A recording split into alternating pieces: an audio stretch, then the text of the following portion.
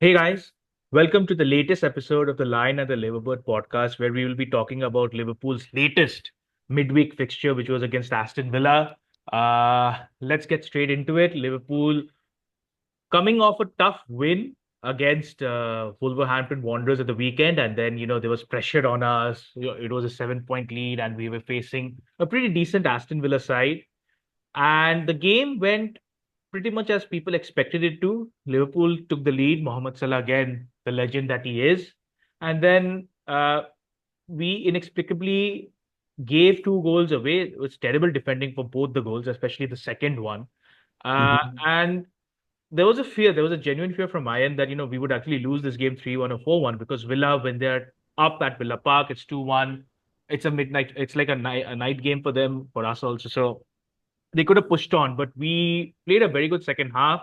Trent scored via deflected effort against Salah with the assist. So that's, I think, 10 games in which he's assisted and scored in the Premier League in this season, which is insane. And there were so many chances for us after that to finish the game off, get that win, extend our lead to, I think it would have been 10 points. Obviously, with Mhm. the game in hand, sorry, with the game played more. But we just couldn't do it. And it comes back to a point that we'll talk about in detail. That's Darwin Nunez is another incredible cameo. But first, let's talk about uh, how this game went, which is something that I really needed to bring up. Is that over the past 2 or 3 months, we've seen a lot of sloppy goals being given away. Uh, I think this is mostly down to us playing the same team time and again, time and again, time and again. So players like Hmm. Gravenberch, players like Van Dijk, players like Salah, although he doesn't do defensive work as much as he needs to. He doesn't need to do defensive work. It's like these players are being played so much, there will be lapses in concentration, and then obviously teams also seem to be understanding how to play against a slot side. It wasn't the case at the start of the season when you saw we were getting clean sheets. We were so tight defensively. But that defense has become a little porous. We are conceding goals. We're conceding sloppy goals mostly. And we're seeing a lot of Hmm. players being tired, especially the midfielders with Soboslai, McAllister, and Gravenberg. So that's my big concern. And then obviously we have to talk about the elephant in the room, which is Darwin Nunez. I don't know what expression we can use from pull in a China shop. There was this incredible tweet I saw the other day after his incredible miss. I don't know if you read that. Is that if you gave Darwin Nunez's brain to a dog, it would move. So Oh man. yeah, it was that bad. So Uh-oh. let's set up the incredible miss, the latest in a catalog of misses. So Soboslai is through on goal, and he sees that there is Martinez rushing up to him. So Soboslai decides to square the ball to Nunes. Now, obviously, there is a defender next to Nunes, but Nunes still gets the connection with his left foot. It's an open goal and he blazes it over the bar. Like it is incredible as to how he's done it again. Now, this he has done quite a few times, sometimes even closer to the goal where it seemed difficult to miss rather than score, and he's done it again. Uh, that was bad enough, right? And then there was this other opportunity where I think he got the ball of Tyrone Mings and the ball is going through on goal. And all of a sudden, he sees Emilio Martinez rush to him, and there is this chance. The ball runs through Emilio Martinez, and there is a chance for him to just either square it to Salah if he can get that first touch. And he just hits straight at Martinez. Now, Martinez obviously made a very good tackle, but the pace at which Darwin Nunez was running, and if he had a bit of footballing IQ, he could have done what a lot of players do: is just flick the ball over, initiate contact, or get hit by Martinez, and we'd probably see Aston Villa down to 10 men. And that wasn't the end of it. There was this other opportunity. I think it was in the 88th minute, maybe in the 87th minute, when Mohamed Salah controls the ball in the box and he lays it off to Nunes. And you're expecting him now, he's going to shoot it first time, but he delays shooting the ball. He keeps the ball, keeps the ball, keeps the ball. And then he tries to pass it to Somoslai and it ends up going for a goal kick. I mean, that just Oh perfectly man. encapsulated a Darwin Nunes cameo. So this is not just this Hmm. cameo that has been bad. He did the same thing against Everton. Like in Everton, he was like absolutely missing. I don't know what he did in the 15, 20 minutes that he came on.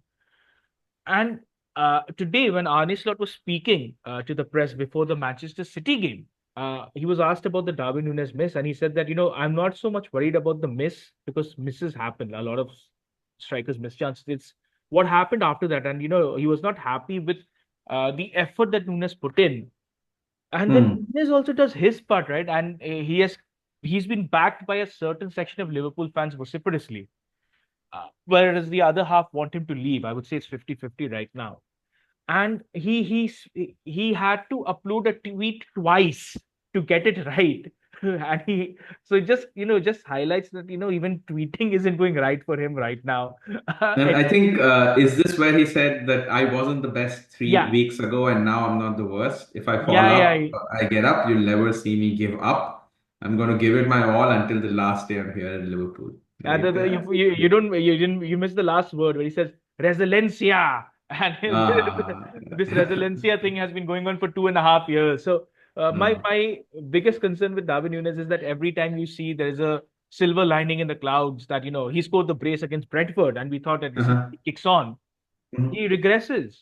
That's what James Mhm. Pearce of the Liverpool Echo now, or formerly of the Echo, now he writes for the Athletic. He said that in all probability, Darwin Nunez' season career at Liverpool is over, and he will be leaving in the summer. And it's like an 85 million pound uh, signing that absolutely failed for us. Like it just baffles me as to how Nunez is Nunez. Like he just doesn't get it playing for a big club. I'm like, my T-shirt says exactly what it should for Nunez. Like it's like the same shit another day.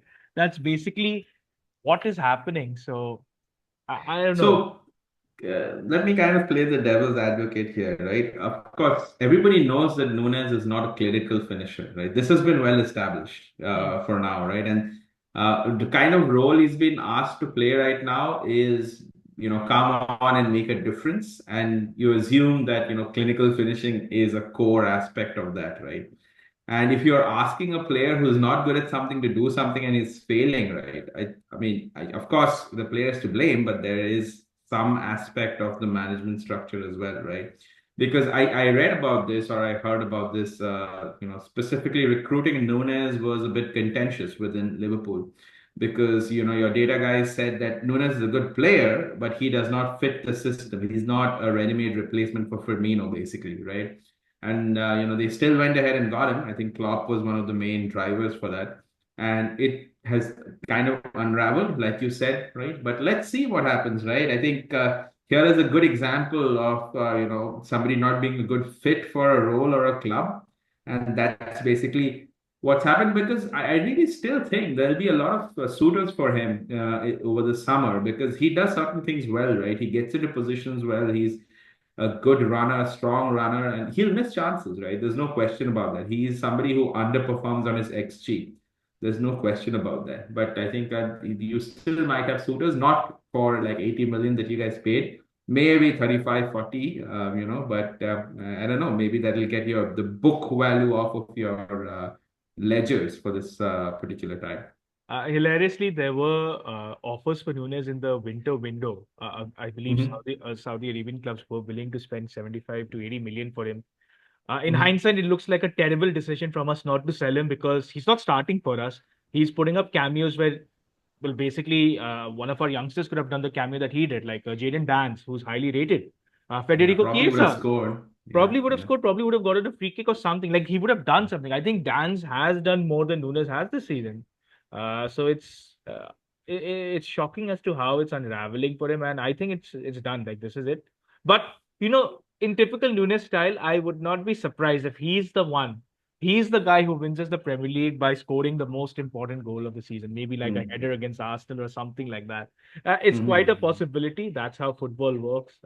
Hopefully, he does push us, and we will need him because the next game coming up for us is a very tough fixture, at least on paper, against Manchester City, a team that I don't think we beat at the Etihad in almost a decade now.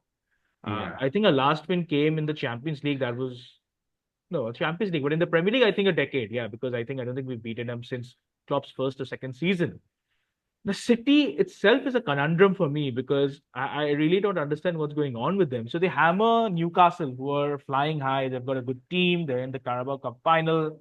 And then they capitulate against Real Madrid, a Real Madrid team that is not that great. So in both the legs, I know Kylian Mbappe was great in the second leg. He scored a hat trick, but it's so difficult to predict which city will turn up. So I think City are still on the ascendancy, Adim, because I saw the game yesterday against Real Madrid, right? The fact that they have Vinicius Junior, Rodrigo, and Kylian Mbappe up front, right?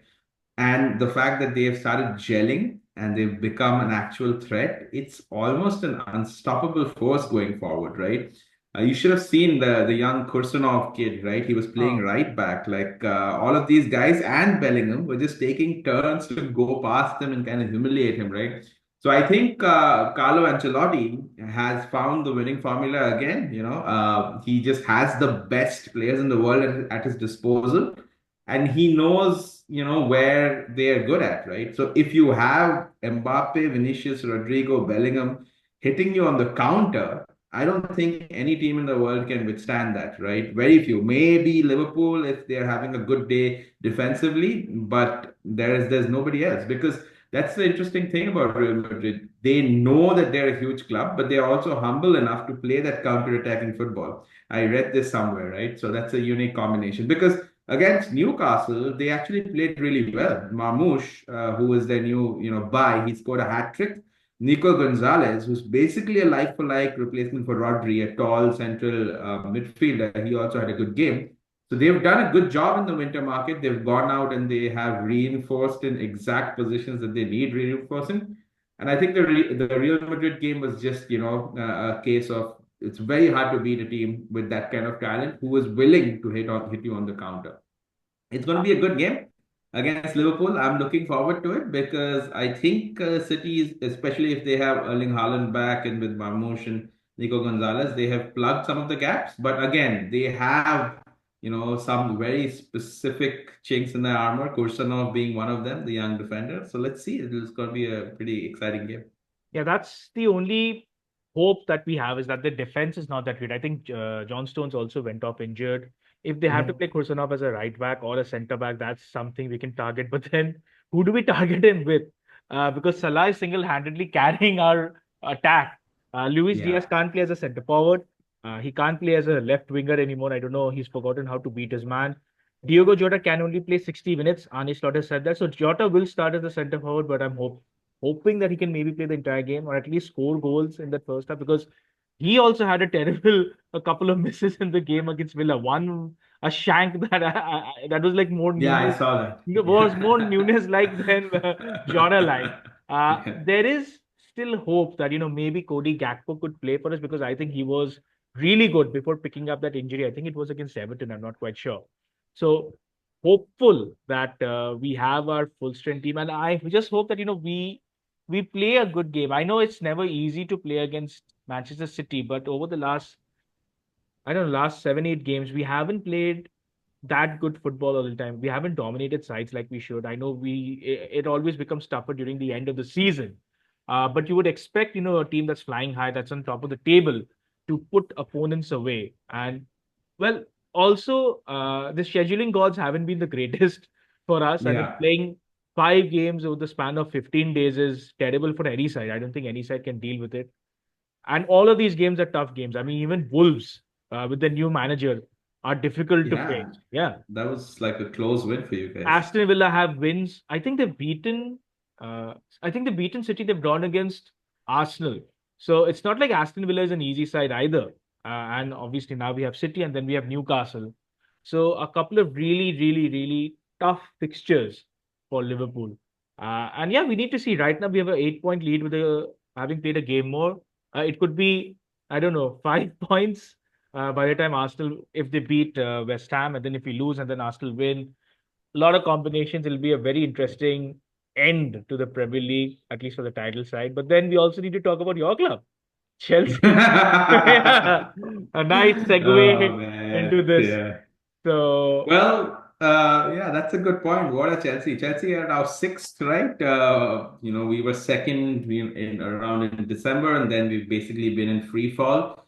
The latest thing that happened over the last week or so is we basically got beat by Brighton twice within like 5 or 6 days. Once in the FA Cup, they knocked us out, and then they beat us 3-0. Just pretty insipid performance from Chelsea.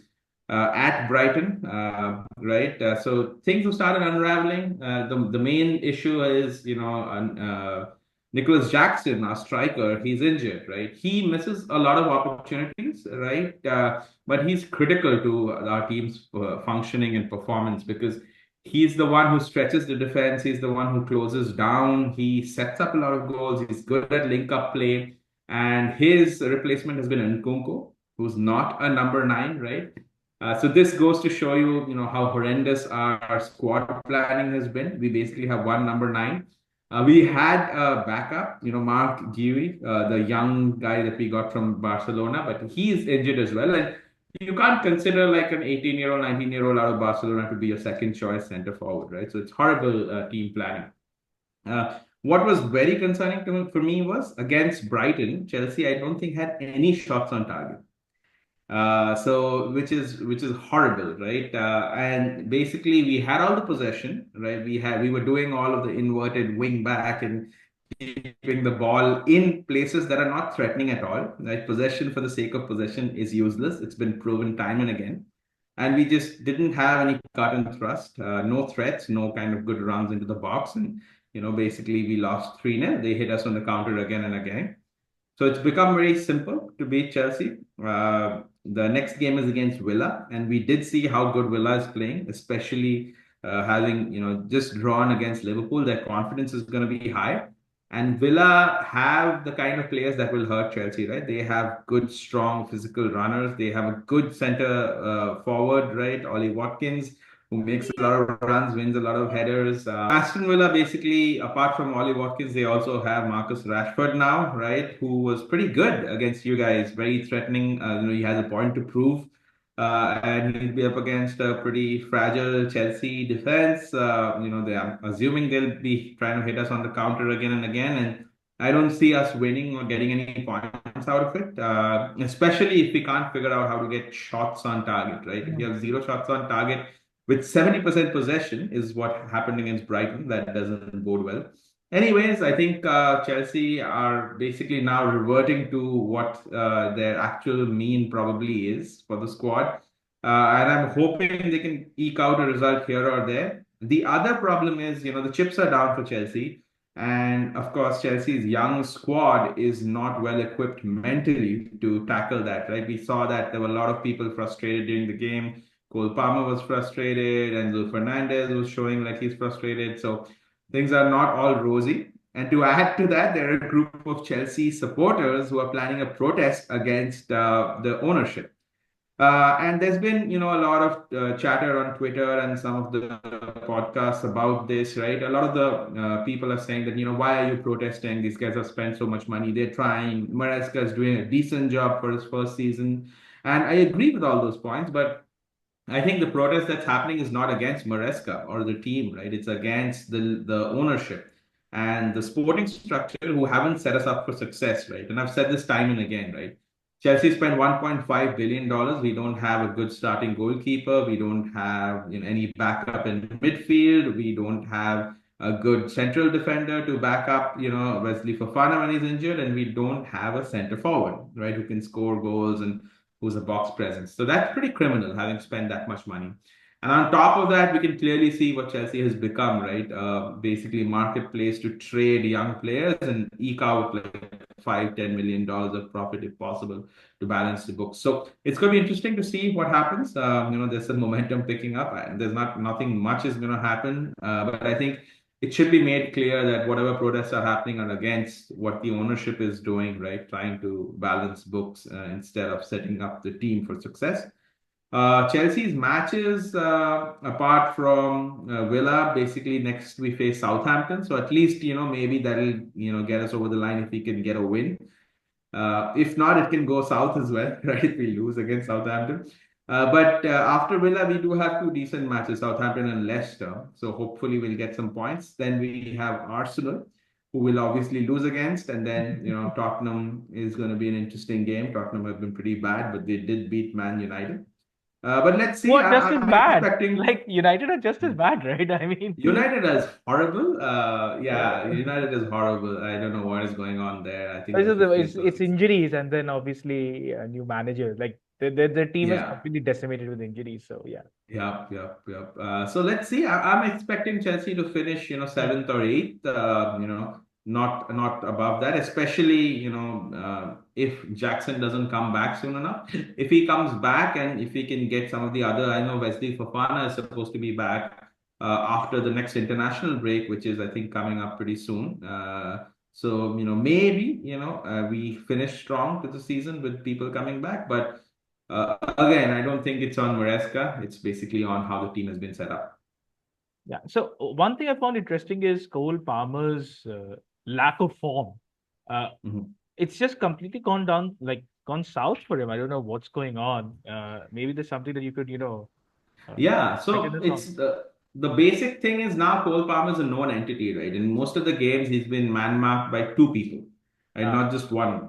And then the other problem that has happened is he has actually set up, I think, 32 chances, clear-cut threatening chances for other people this season that have not been converted. Oh wow. Right?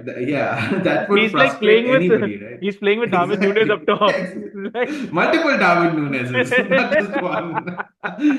Right? So I'm pretty sure he's a little frustrated. Hmm. And then his own form has dipped recently because there's no threat, right? With Nicholas Jackson out, Nicholas Jackson's underrated work in stretching the defense, like I said, and setting up goals and being able to carry the ball by himself is, overlooked, right? With him out, we were toothless, right? And Cole Palmer alone can't do anything, right? And the problem is, especially against like a settled defense, Chelsea just have the ball in non-threatening areas, right? And Cole Palmer is being marked by two people, right? There are no transitions that we can take advantage of because we have the ball all the time, right? And we don't have any threats, no runs into the box, no goal scoring midfielders per se. So, basically that's where it's at. Teams have figured out that you can't give him so much space. You can't, you always have to mark him with multiple players, and that's what's happening. Uh, Again, he's also played a lot of games. He's still very young. Remember, I think he's 21 or something, right? He's played a lot of games in the season, and this was expected, right? Nobody's gonna, let a player keep playing and keep winning and keep doing the same things, right? I mean, maybe when you get to Mo Salah's level, you can do that, but that takes a lot of skill, a lot of hard work. You've seen just the physicality that Mo Salah has, right? Even if he's having a bad game, he can hurt you 90th minute, make the same kind of sprints. So, I mean, there's still a lot to be done, but, you can't really expect more from like a 21-year-old. True, true. So it'll be interesting to see how Chelsea do this weekend. It'll obviously a lot of eyes will be on Liverpool and Man City. Big game. Hopefully we get the win and keep Arsenal at bay. Until next time, uh, do let us know if you have any questions, thoughts, comments, if you like our content, and we'll meet you next week. Bye bye. Yeah. Let us know if you think that the Chelsea protest is justified, right? That's going to be interesting to see, the undercurrents of that. And then comment and let us know what you think. Okay. Have a good one. Bye bye.